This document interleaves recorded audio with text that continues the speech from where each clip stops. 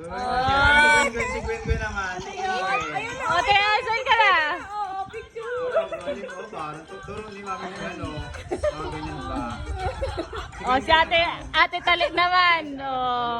Si Gwen. Nainggit ka. Si Gwen. Oh. Ikaw lang. Ikaw lang. O, si Gwen na lang, si Gwen. Gwen lang, si Gwen. O, bakit? O, ikaw na lang Diyan ang itsura mo. Hindi mo na love Sa nanonood ka, hindi ka lang nagpapapicture. Hindi mo na love si Gwen?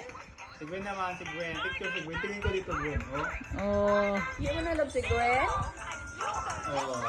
Tingin ka pala. Picture ka na, dali. Si Gwen na lang. Si Gwen. Very good si Gwen. Titignan ka ni Gwen, no? Ay. Ay, buti si Gwen. Gwen na nakaano siya. O, Gwen, na-picture ka na bunso, Gwen. Badang. Arte mo. Sura mo.